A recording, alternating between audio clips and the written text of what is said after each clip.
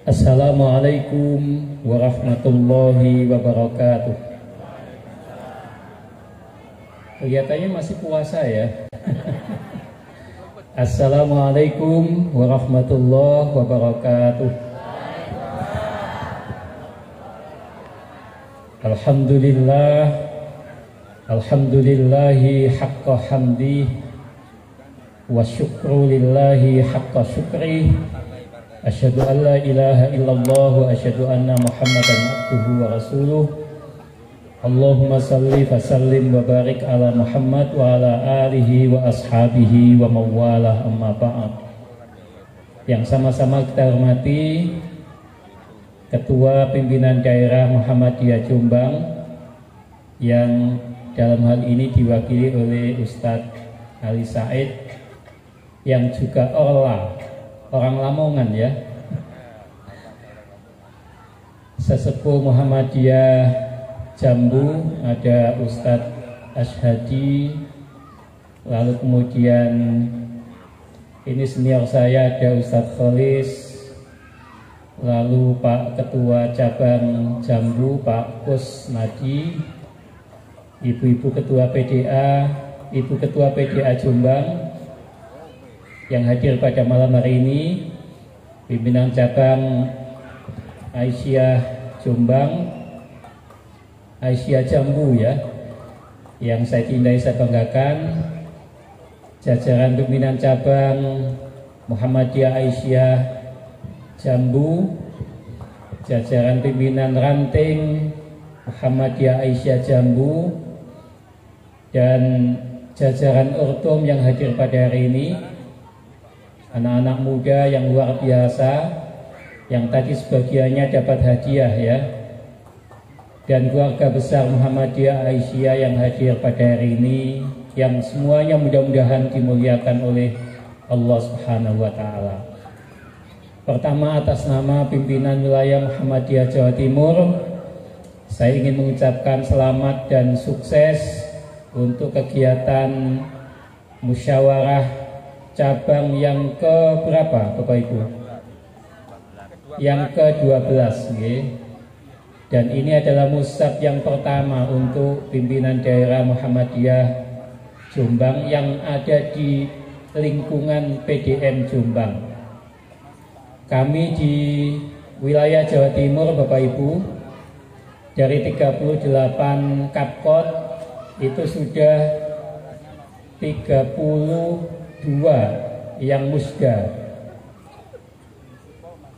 tinggal 6 yang belum. Besok itu Magetan, lalu tanggal 19-20 itu ada Trenggalek, lalu kemudian tanggal 27-28 itu ada Kota Madiun, lalu kemudian Pamekasan,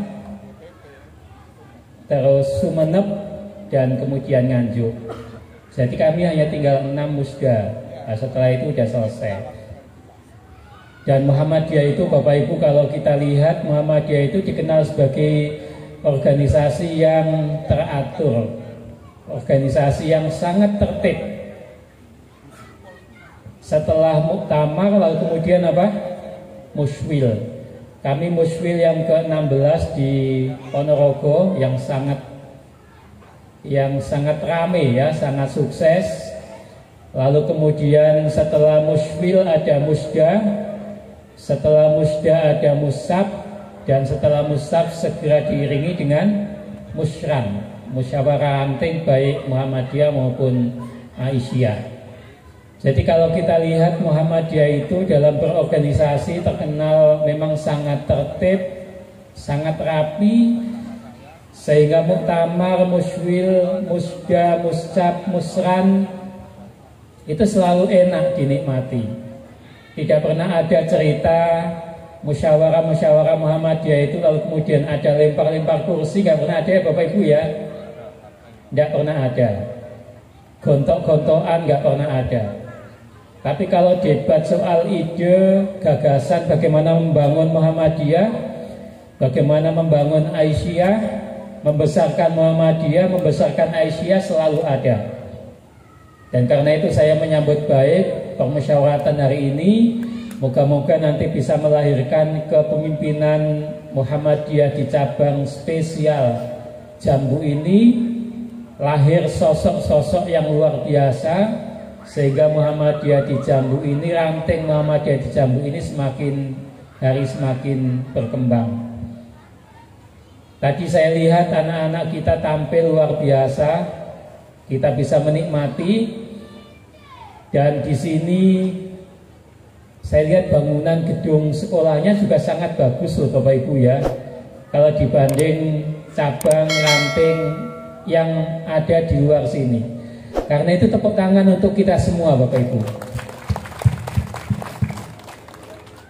Saya kebetulan sering berkeliling ke beberapa daerah, termasuk juga ke beberapa wilayah, baik atas nama sebagai anggota PWN maupun atas nama orang kampus, maupun atas nama anggota BAN PAUD PNF, sering keliling kemana-mana.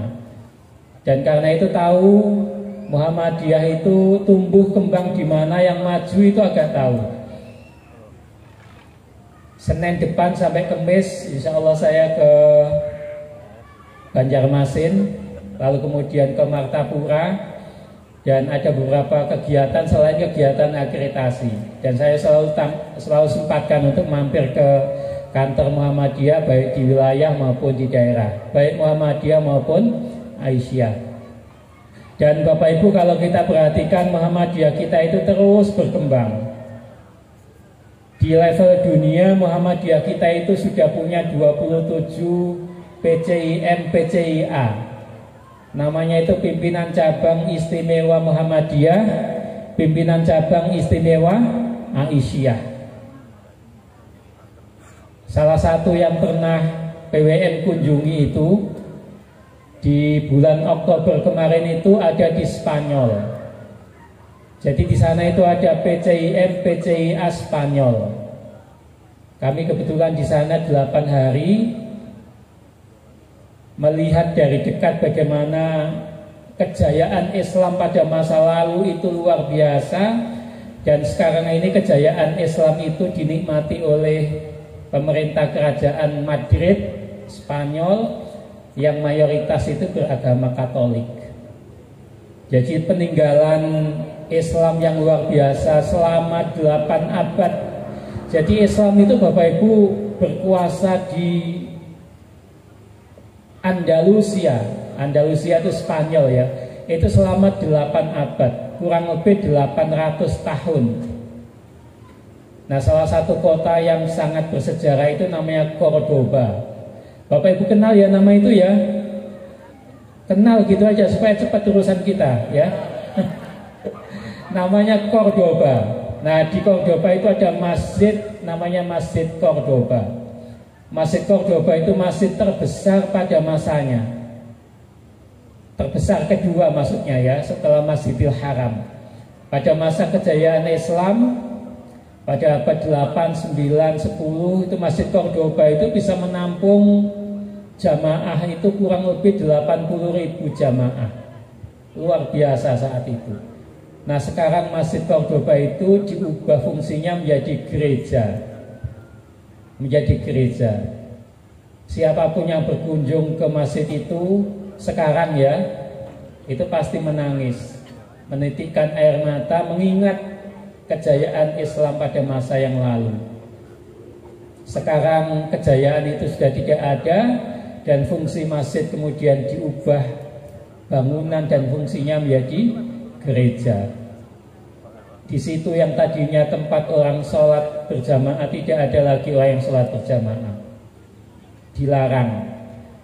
Di masjid itu dulu Al-Quran banyak dikumandangkan, dibacakan.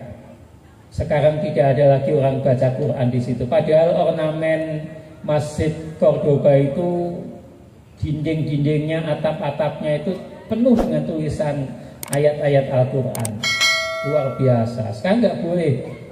Bahkan kalau ibu-ibu yang pakai hijab, kalau masuk ke situ diawasi. Nah, sekarang ini Bapak Ibu terjadi kecenderungan Islam itu Eropa, di Amerika, di Asia, di mana-mana itu mengalami tren naik, ya, perkembangannya naik sekarang. Sehingga kami berkunjung ke Spanyol itu menyaksikan sekarang ini banyak gereja di Spanyol itu nyaris tutup, Bapak Ibu, nyaris tutup. Weekend Sabtu Minggu itu banyak orang yang nggak mau ke gereja, meskipun mereka Katolik, meskipun mereka Kristen. Sehingga sempat ada satu gereja yang ditawarkan ke pimpinan wilayah Muhammadiyah Jawa Timur di dekatnya Stadion Santiago Bernabeu, ya, namanya Alcala. Nah, itu sempat dikunjungi oleh Pak Sukadiono, Pak Ketua PWM yang asli Jombang, lalu kemudian Profesor Jainuri, lalu kemudian Pak Yai Saad Ibrahim. Ditawarkan kepada kami seharga 45 miliar rupiah. Luas bangunannya sangat luas, seluas kurang lebih 3.000 meter persegi. Belum kami jawab tawaran itu. Pertama mikir uangnya, yang kedua mikir untuk apa gitu ya. Untuk apa? Karena tidak mudah mengubah fungsi bangunan di luar negeri, itu nggak mudah. Beda sama di sini ya Bapak Ibu ya. Di sini kalau ada lahan itu tadinya untuk pertanian, mungkin suatu saat bisa diubah untuk pendidikan. Nah, ternyata tidak mudah. Sekarang ini Bapak Ibu, Muhammadiyah juga berkembang di luar negeri sangat luar biasa bagus. Di Australia kita punya Muhammadiyah Australian College. Jadi Bapak Ibu, kepala MI-nya ada siapa kepala MI? Kepala MI sini ya. Kalau nanti misalnya mau studi banding ke Australia misalnya ya, siapa tahu ya, siapa tahu nanti bisa dirembuk bareng dengan orang tuanya ya. Pulang pergi ke Australia itu kalau pakai tiket itu ya kira-kira 7 sampai 10 juta lah. Nah, nanti di sana bisa berinteraksi dengan anak-anak SD Muhammadiyah di Melbourne. Nah, kita punya di sana itu Muhammadiyah Australian College namanya. Ada SD Muhammadiyah. Lalu kemudian teman-teman guru yang ingin melanjutkan S2, S3 ke Malaysia, di Malaysia ada namanya UMAM, Universitas Muhammadiyah Malaysia, di Penang ya. Penang apa Johor itu?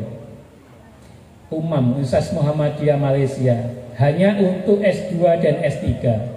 Guru-guru Muhammadiyah yang pengen kuliah S2, S3 ke Malaysia bisa ke kampus kita. Tentu bahasa pengantarnya bahasa Inggris. Bahkan ibu-ibu Aisyah yang ingin studi banding TK Aisyah itu, kita punya TK Aisyah itu di Malaysia, kita ada TK Aisyah. Jadi luar biasa ibu-ibu Aisyah itu bangun TK Aisyah di Malaysia. Dan hebatnya TK Aisyah di Malaysia itu digerakkan oleh, kalau dulu namanya TKI TKW ya, dulu namanya. Sekarang namanya bukan TKI TKW. Namanya sekarang adalah PMI, Pekerja Migran Indonesia. Yang dari Lamongan, dari Tuban, dari Bojonegoro, mungkin ada juga dari Jombang ya.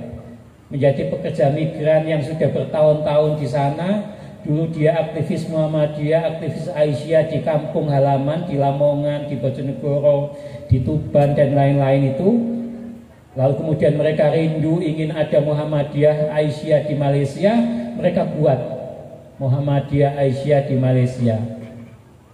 PCIM, PCIA, Pimpinan Cabang Muhammadiyah, Pimpinan Cabang Istimewa Muhammadiyah, Pimpinan Cabang Istimewa Aisyah. Salah satu unit ekonomi yang pernah kami kunjungi itu soto Lamongan, nah, soto ayam Lamongan.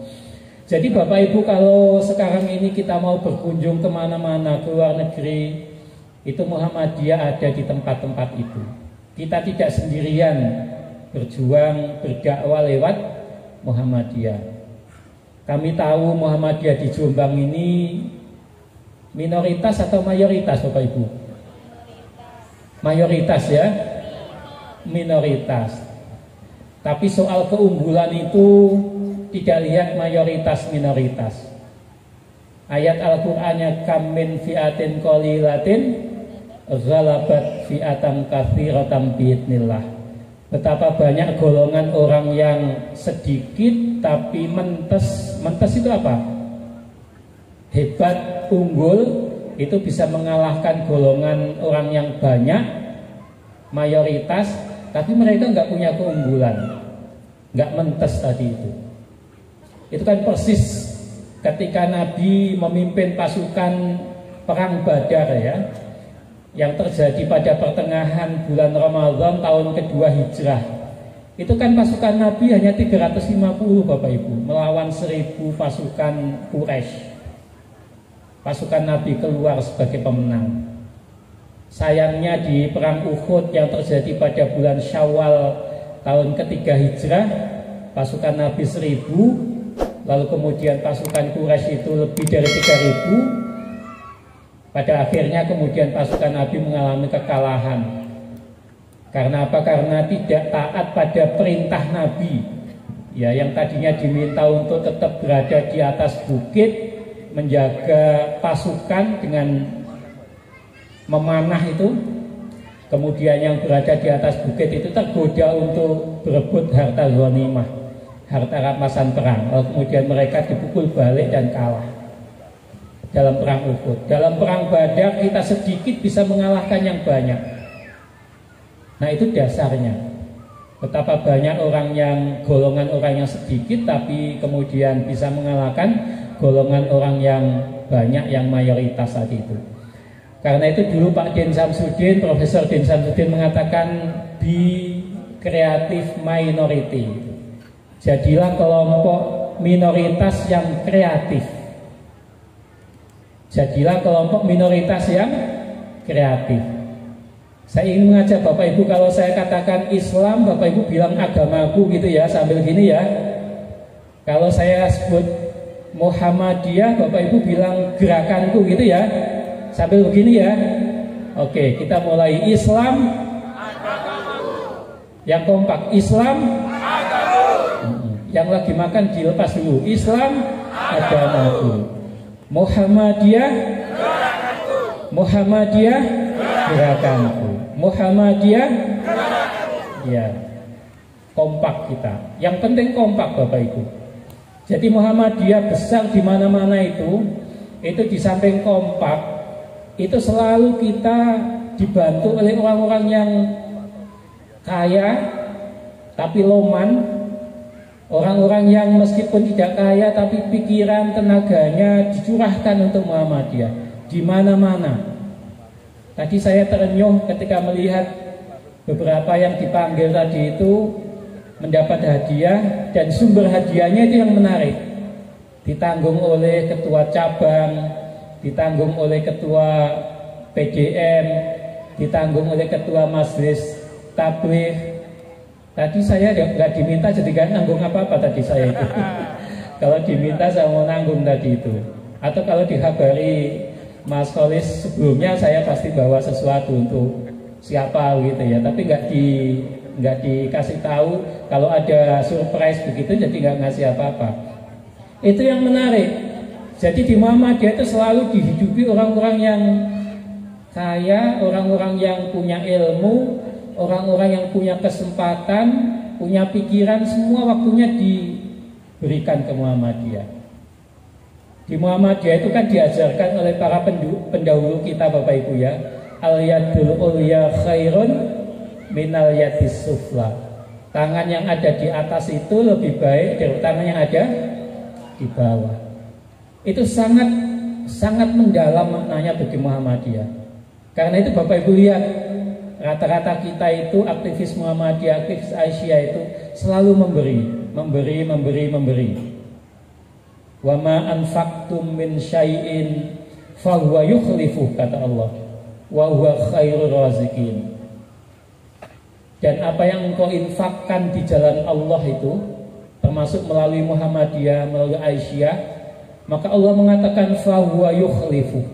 Itu akan dikembalikan kepada engkau dalam bentuk yang lebih banyak. Kebaikannya itu dikembalikan. Wa huwa khairur raziqin, dan Allah itu sebaik-baik pemberi rezeki untuk kita semua.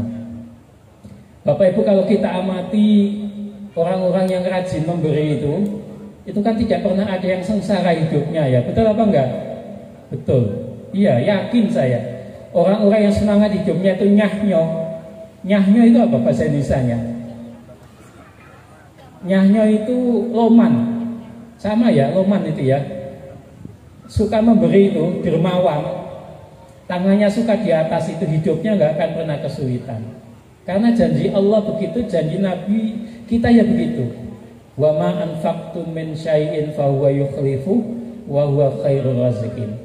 Bahkan di ayat yang lain itu disebutkan mathalul ladzina yunfikuna amwalahum fi sabilillah kamathali habbatin ambatat sab'a sanabila fi kulli sumbulatin mi'atu habbah wallahu yudha'ifu liman yasha wallahu wasi'un alim. Kata Allah, perumpamaan orang-orang yang suka memberi itu seperti orang yang menanam satu biji tanaman.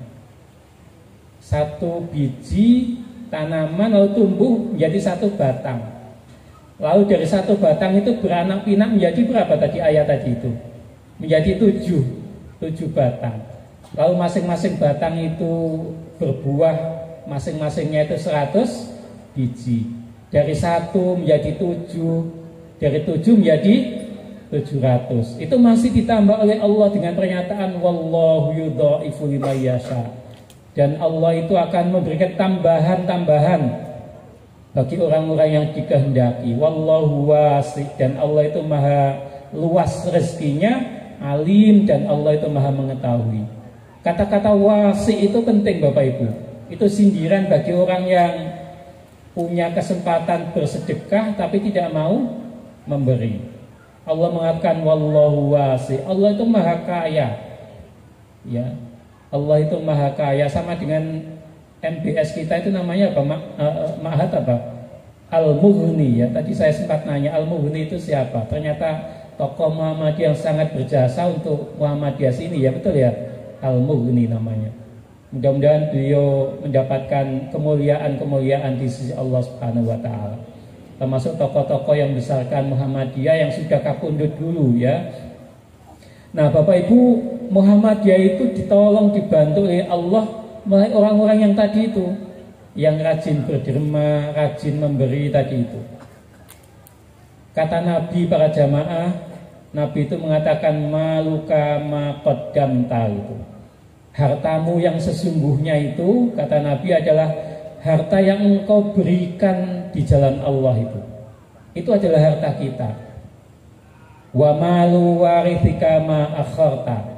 Sementara hartamu yang engkau simpan, hartamu yang engkau tabung, yang engkau wujudkan dalam bentuk rumah, kendaraan dan lain-lain itu bukan hartamu, kata Nabi. Itu adalah harta yang akan engkau tinggalkan jika engkau tidak ada, dan harta itu akan dibagi-bagi oleh ahli waris kita. Betul apa enggak? Betul. Karena itu senyampang ada kesempatan, maka memberi itu menjadi sangat penting. Harta yang kita miliki, harta yang kita miliki sesungguhnya itu adalah harta yang kita berikan di jalan Allah Subhanahu wa taala. Itulah yang kita saksikan selama ini. Selalu datang orang kepada Muhammadiyah untuk apa? Wakaf, untuk hibah gitu ya.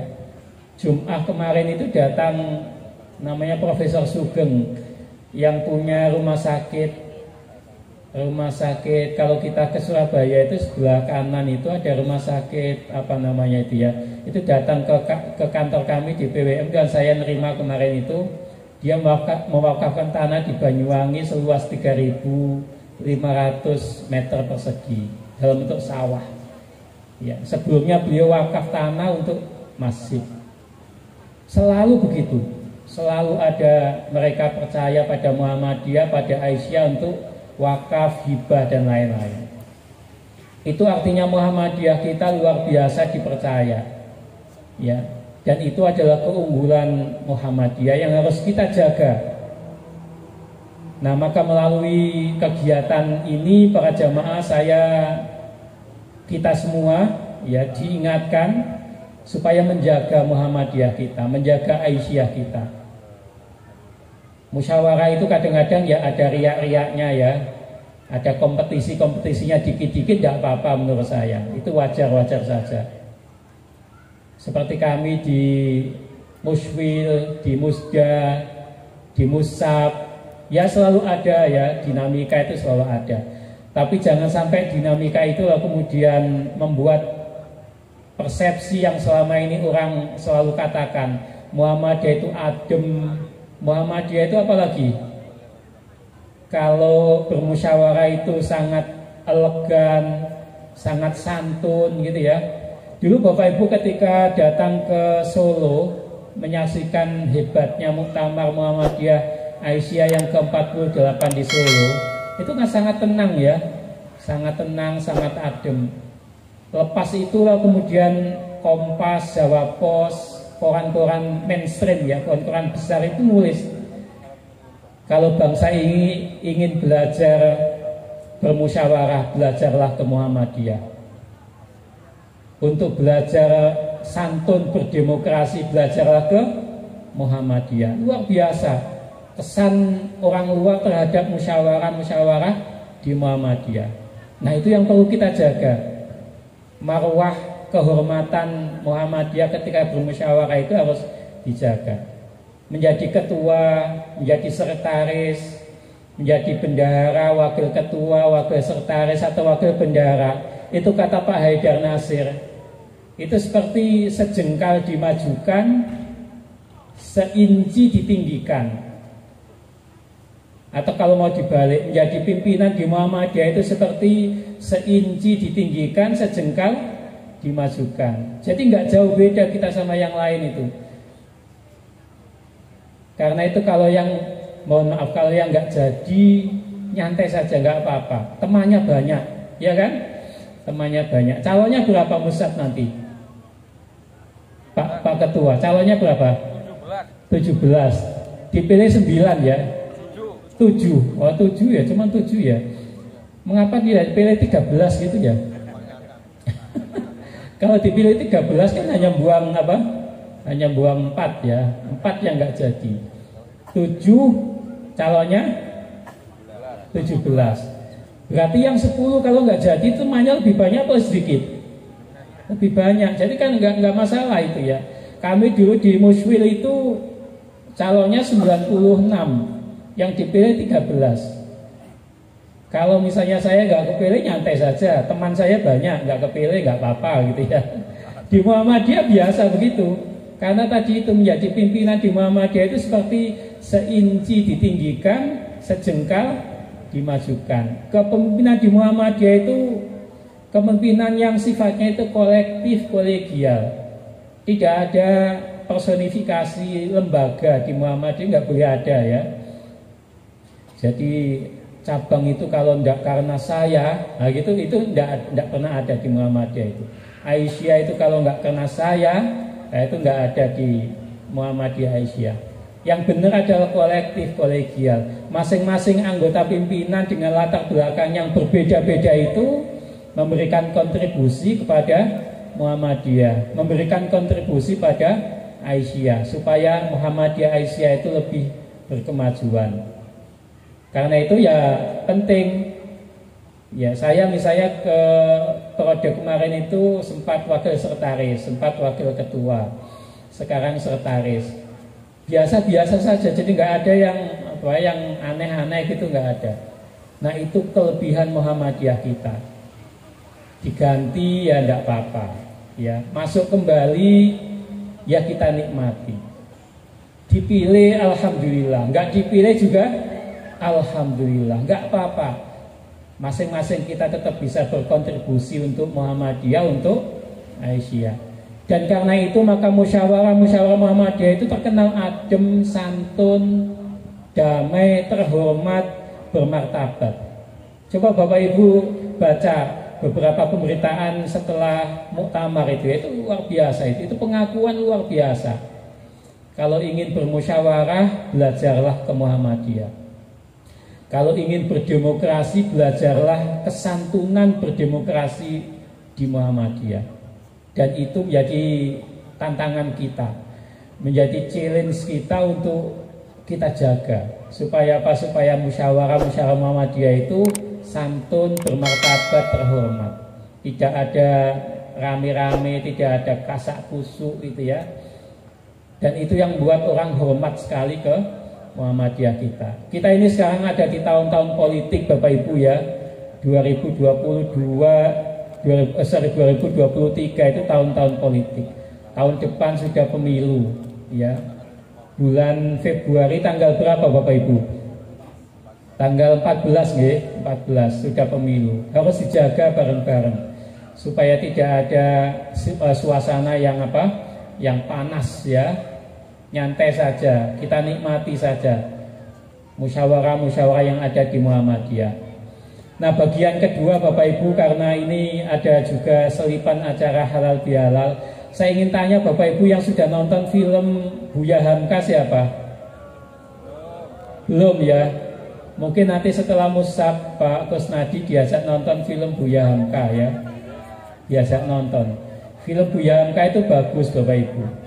Buya Hamka itu tokoh Muhammadiyah. Buya Hamka itu pahlawan nasional. Buya Hamka itu ketua MUI pertama yang dikenal tegas, dikenal keras, tapi hatinya sangat lembut. Jadi kalau kita baca ayat Al-Quran surat Ali Imran ayat 133, 134, itu kan bunyinya wasari'u ila maghfiratin mir rabbikum wa jannatin arduhas samawati wal ard uiddat lil muttaqin. Kata Allah, dan hendaklah kamu bersegera untuk memperoleh maghfirah, ampunan Allah Subhanahu wa taala. Kalau kita selalu bersegera memperoleh ampunan Allah itu, kita dijanjikan wa jannatin arduhas samawati wal ard. Kita dijanjikan surga oleh Allah Subhanahu wa taala. Dan surga Allah itu dikatakan seluas langit dan bumi. Seluas langit dan bumi. Uiddatil muttaqin, yang dijaga Allah bagi orang-orang yang bertakwa pada Allah. Nah, ciri orang yang bertakwa itu di ayat 134-nya itu. Alladzina yunfikuna fis-sarra wad-dharra. Ini lagi-lagi kita disinggung di situ.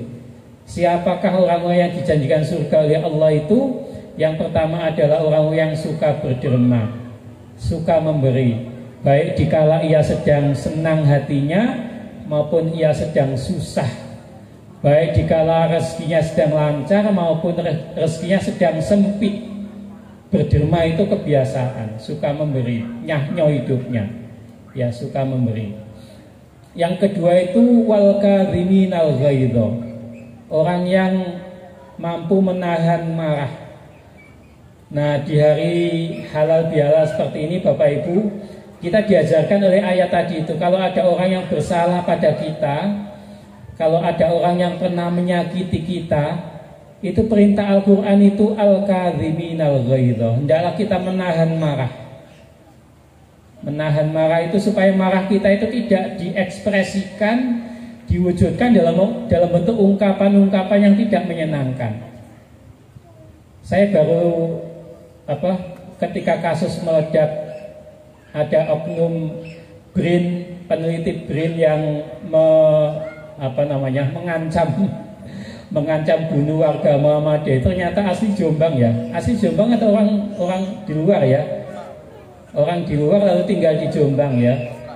Ya, dan teman-teman Jombang cepat bergerak untuk melihat dari dekat siapa dia ya. Dan Pak Haidar pesan supaya warga Muhammadiyah nggak terpancing. Biarlah itu diurusi oleh aparat keamanan karena sudah masuk proses hukum ya. Kita hormati, kita hargai proses hukum itu. Apapun keputusannya nanti kita tunggu. Al-kadhiminal ghaidha itu penting, menahan diri. Karena itu melalui kesempatan yang baik ini saya juga ingin pesan pada Bapak Ibu, hati-hati menggunakan media sosial ya, hati-hati. Karena ada undang-undangnya, undang-undang ITE ya, yang kalau kita salah menulis, kalau kita salah mengatakan sesuatu, apalagi yang kita kemukakan itu menyakiti pihak lain, nah itu kita bisa kena, ya, kena pasal ayat undang-undang ITE itu. Karena itu menahan diri itu penting. Al-kadhiminal ghaidha itu penting. Tadi saya cerita soal perang Uhud. Perang Uhud itu perang yang penuh dengan dendam Bapak Ibu.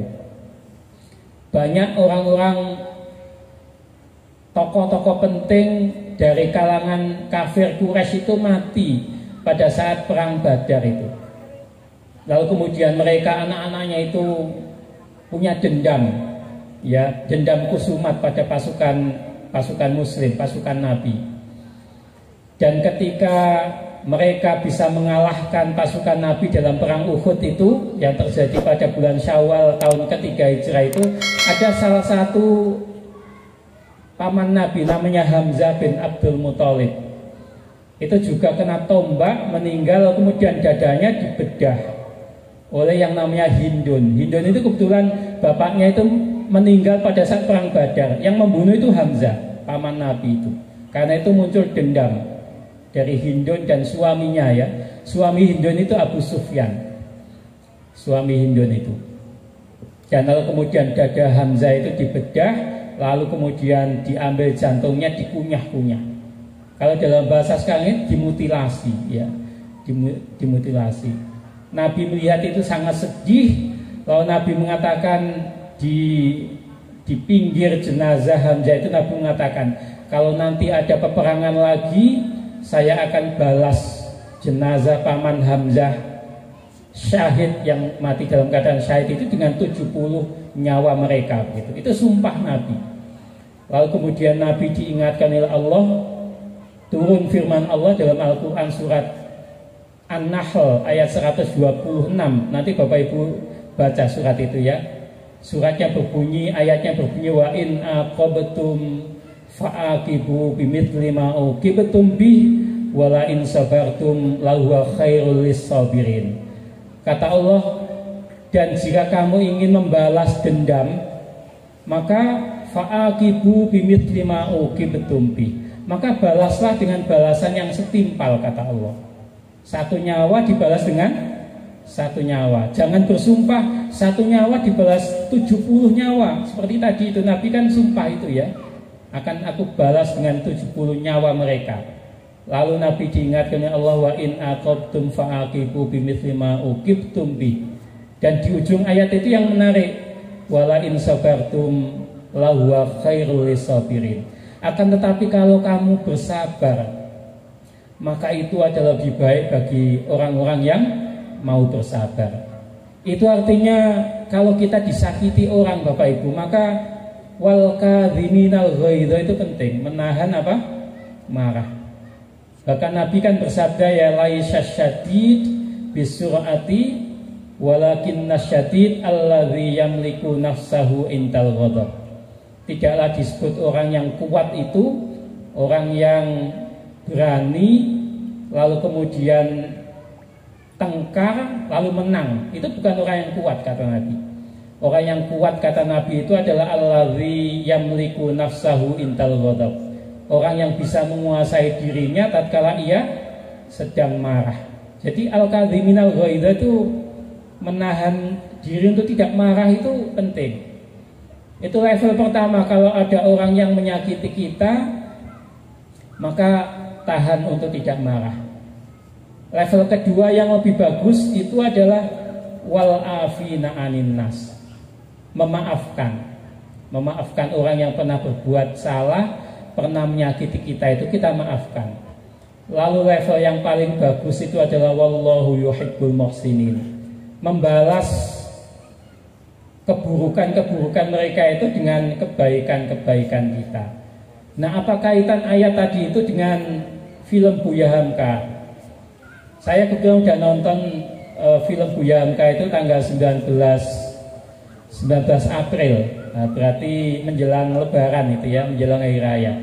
Nonton bareng-bareng kami dengan karyawan PWN dan beberapa bapak PWN. Buya Hamka itu Bapak Ibu meskipun sangat tegas, keras, tapi hatinya sangat lembut.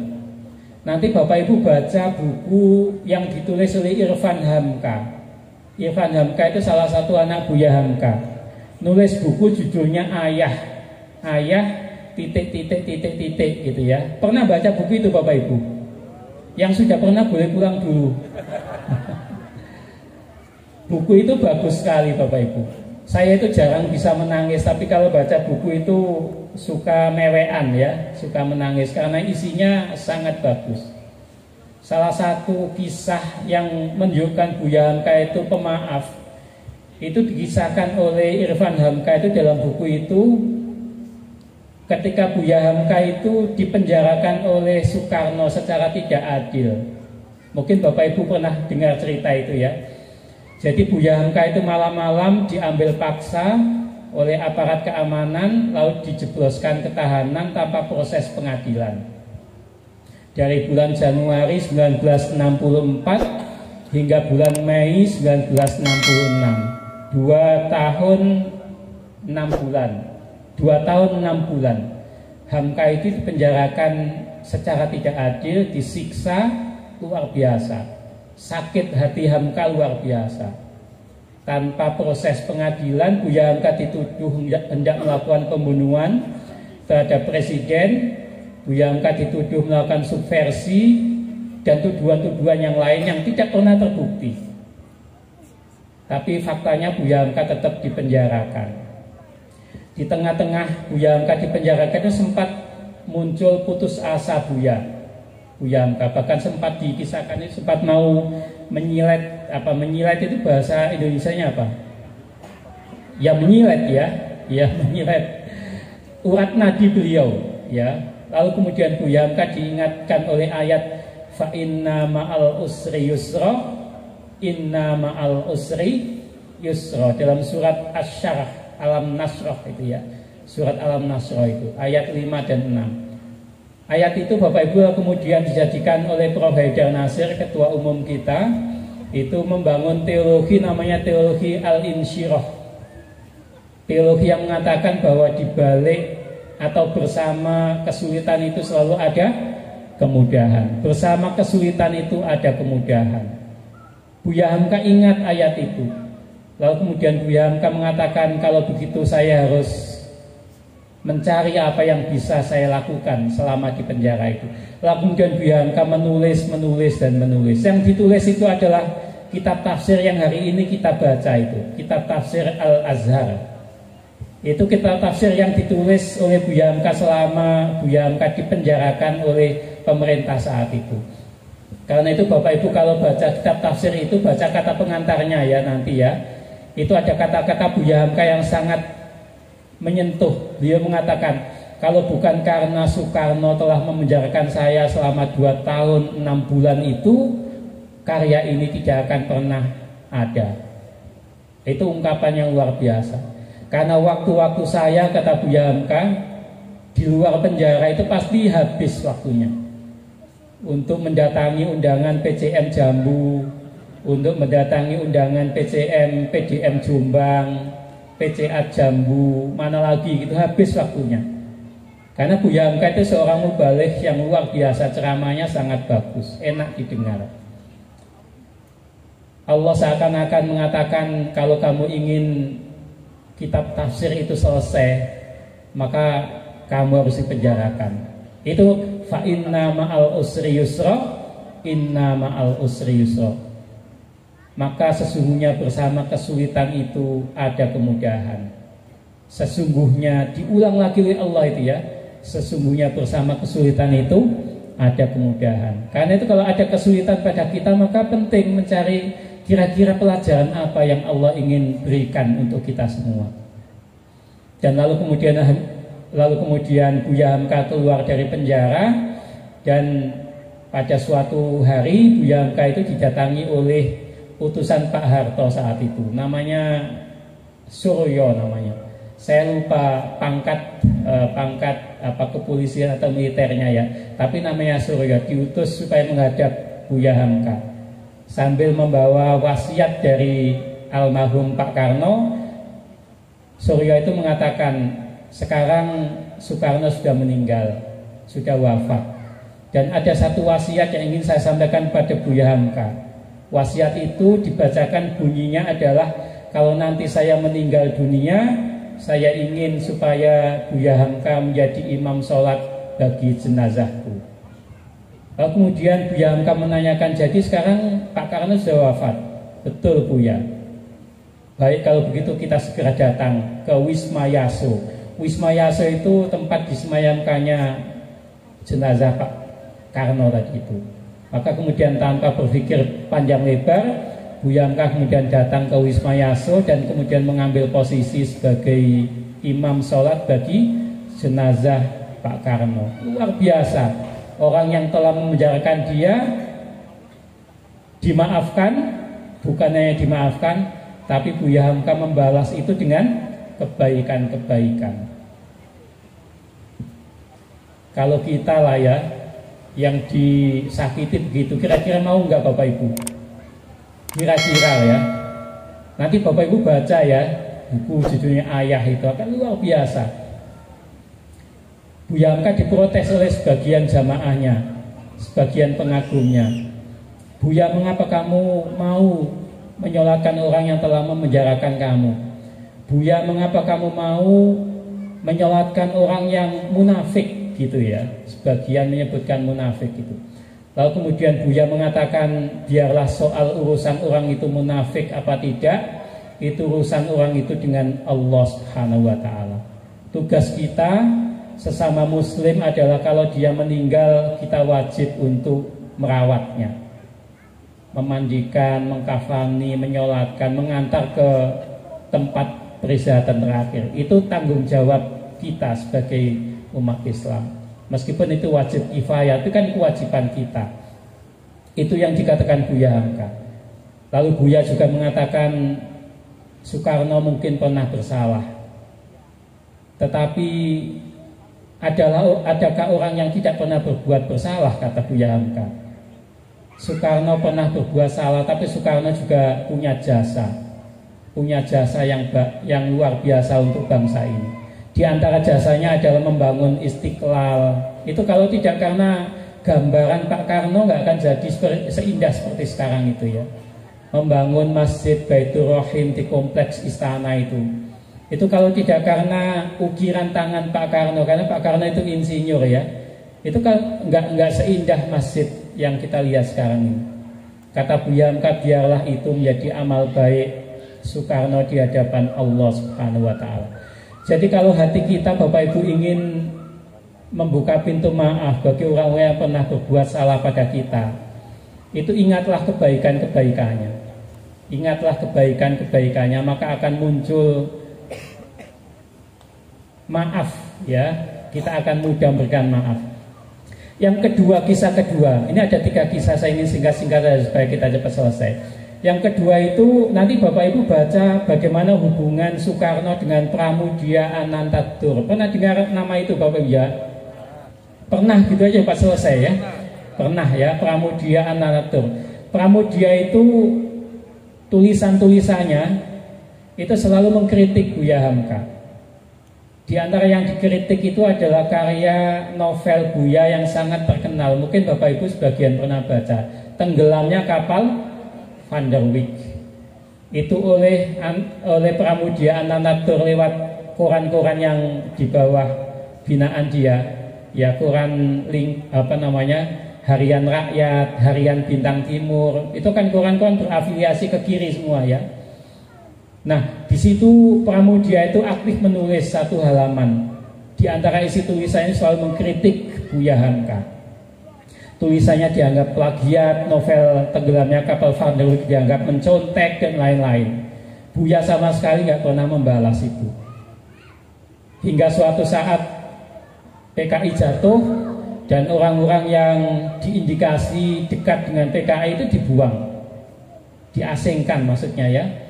Salah satu yang diasingkan itu adalah Pramudia Anantatur tadi, diasingkan. Lalu kemudian setelah bebas pengasingan itu, Pramudia pulang, dan suatu hari datang seorang perempuan ke Buya Hamka, namanya itu Astuti, dengan membawa calon suaminya, namanya itu Daniel Setiawan, seorang Tionghoa, akan menjadi istri dari Astuti. Astuti itu anak dari Pramudia tadi, datang ke Buya Hamka. Ya, tentu saja salam. Lalu kemudian Astuti itu mengenalkan, nama saya Astuti, saya ini putri dari Pramudia Anantatur. Buya Hamka kaget, tapi nggak menanyakan apa-apa. Lalu Buya Hamka hanya bertanya, mengapa kamu kesini gitu ya. Lalu kemudian Astuti cerita, ini adalah calon suami saya dan pesan bapak saya supaya Buya Hamka itu mau mengajar, mendidik, membimbing calon suami saya itu supaya menjadi muslim yang baik. Nah, ada tulisan Hudzaifah yang bagus sekali itu ya, di majalah Horizon, mengatakan itulah cara Pramudia minta maaf kepada Buya Hamka dengan mengirimkan anaknya untuk belajar Islam, dengan mengirimkan calon menantunya untuk belajar Islam. Lalu kemudian Buya Hamka pun membimbing syahadat bagi Daniel Setiawan, ya Tionghoa yang kemudian masuk menjadi mu'alaf muslim tadi itu. Lalu dibuat jadwal harian ketemu, mingguan ketemu, sampai kemudian belajar Islam tuntas kepada Buya Hamka.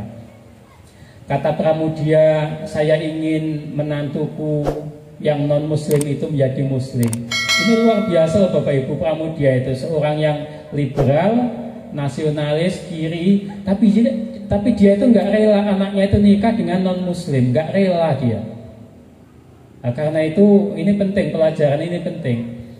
Dan Pramudia ingin calon menantunya itu belajar Islam hanya kepada Buya Hamka, belajar tauhid, belajar ibadah dan lain-lain. Buya Hamka pun melayani dengan baik, kritik, bully dalam bahasa sekarang ya. Lalu kemudian apalagi, mungkin ancaman, kata-kata yang nggak enak yang dulu pernah dituliskan oleh Pramudia itu dilupakan semua oleh Buya Hamka, dibalas dengan kebaikan-kebaikan. Nah, kisah ketiga Bapak Ibu adalah hubungan Buya Hamka dengan Muhammad Yamin. Bapak Ibu kenal nama Muhammad Yamin ya? Kenal ya? Muhammad Yamin itu tokoh nasionalis, asalnya sama dengan Buya Hamka, sama-sama dari Sumatera Barat, hanya beda kampung. Muhammad Yamin itu dari Sawalunto, Buya Hamka itu dari Maninjau. Sama-sama tapi sama-sama Sumatera Barat. Yamin itu kalau Bapak Ibu baca tulisan-tulisannya itu, kritik-kritiknya pada Buya Hamka luar biasa tajam, luar biasa. Sampai orang Sumatera Barat itu sangat benci pada Muhammad Yamin karena Buya Hamka itu sangat dicintai. Orang yang sangat dicintai dikritik begitu luar biasa, terbuka, dijelek-jelekkan. Karena itu orang di Sumatera Barat itu sangat benci pada Muhammad Yamin. Dan suatu saat datang utusan istri Muhammad Yamin yang minta supaya Buya Hamka itu datang ke Muhammad Yamin karena Muhammad Yamin itu sedang nazak. Nazak itu apa? Nazak itu menjelang meninggal itu ya. Lalu kemudian tanpa berpikir panjang, Buya Hamka datang ke kamar di mana Pak Yamin itu dirawat di rumah sakit, dirawat di rumah sakit. Lalu kemudian Pak Yamin digenggam tangannya, dibimbing ya mengucap la ilaha illallah, la ilaha illallah, sampai kemudian terus meninggal ya. Jadi Yamin yang mengkritik Buya Hamka itu meninggal, tangannya itu dalam genggaman Buya Hamka. Lalu kemudian istri Yamin mengatakan, Buya, ada satu lagi wasiat dari Pak Yamin yang minta tolong Buya untuk bisa memenuhi wasiat itu. Apa wasiatnya gitu ya? Buya Hamka mengatakan itu. Wasiatnya adalah Pak Yamin itu ingin dengan sangat supaya jenazahnya bisa dimakamkan di Sawalunto, di Sumatera Barat itu. Pak Yamin tahu hanya Buya Hamka yang bisa menaklukkan orang Sawalunto supaya bisa menerima jenazah Pak Yamin tadi itu. Karena orang Sawalunto nggak mau Yamin dibawa ke sana. Lalu kemudian Buya Hamka dengan senang hati mengantar jenazah Pak Yamin itu sampai ke Sawalunto, nunggui sampai kemudian dikebumikan di Sawalunto, di kampung halaman Pak Yamin tadi itu. Kritik, ujaran kebencian, ancaman, bully dijawab dengan apa? Dibalas dengan apa? Al-kadhimin al-ghaidha wal afina anin nas wallahu yuhibbul muhsinin. Dibalas dengan bukan hanya maaf, tetapi dibalas dengan kebaikan-kebaikan. Saya ingin tanya Bapak Ibu, memaafkan orang yang pernah berbuat salah, menyakiti kita itu gampang apa enggak? Pasti sulit. Membalas keburukan mereka dengan kebaikan itu gampang apa sulit? pasti sulit. Dan karena sulit maka ganjarannya apa? Surga Allah Subhanahu wa taala. Uiddat lil muttaqin. Dan karena itu maka ayat tadi itu selalu kita baca. Kalau kita halal bihalal syawalan, dan kalau bisa dirangkai dengan tadi itu buku judulnya apa? Ayah, karya dari Irfan Hamka.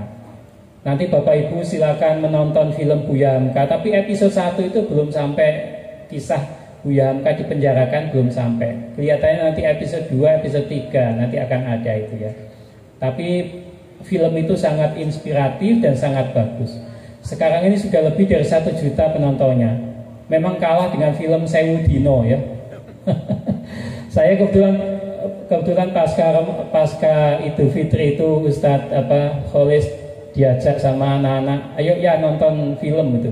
Saya nggak tahu nonton film apa, ternyata diberikan karcis nonton film Sewu Dino Mateng, aku saya bilang gitu. Jadi sepanjang film itu selalu nggak bisa nikmati. Tapi kalau lihat film Buya Hamka luar biasa. Mudah-mudahan Bapak Ibu pada akhirnya mudah-mudahan mushaf kita, mushaf yang ke-12 ya, PCM Jambu ini bisa melahirkan kepemimpinan yang solid, kepemimpinan yang kuat, kepemimpinan yang bisa memajukan Muhammadiyah di cabang Jambu ini. Apalagi tadi disebut Muhammadiyah cabang Jambu itu Muhammadiyah yang spesial ya, PCM-nya ya Pak Kus ya. Tadi saya juga dapat cerita dari Ustadz Kholis, ini adalah Muhammadiyah yang sangat tua ya Pak Syadi ya, betul ya. Muhammad yang sangat tua sehingga perlu dirawat supaya nggak punah. Dan insya Allah dengan anak-anak tadi itu yang tampil luar biasa tadi itu Muhammadiyah, mudah-mudahan Muhammadiyah kita di masa yang akan datang akan semakin maju, akan semakin berkemajuan. Juga demikian Aisyahnya ya, mudah-mudahan Aisyah kita semakin berkemajuan. Itu yang ingin saya sampaikan pada kesempatan ini. Saya lihat Bapak Ibu sebagian sudah berdoa Bismika Allahumma. Jadi nggak enak kalau diteruskan. Dan saya juga harus kembali ke Surabaya karena besok pagi-pagi harus balik ke kegiatan seperti ini di Gresik, di Manyar, dan ya ada tempat lain yang harus dikunjungi. Terima kasih atas silaturahim kita pada hari ini. Mudah-mudahan di lain kesempatan kita bisa bersua kembali. Nasrun minallah wa fathun qarib wa basyiril mu'minin wa basyiril muhammadiyin wa basyiril aisyiyin. Wassalamualaikum warahmatullahi wabarakatuh.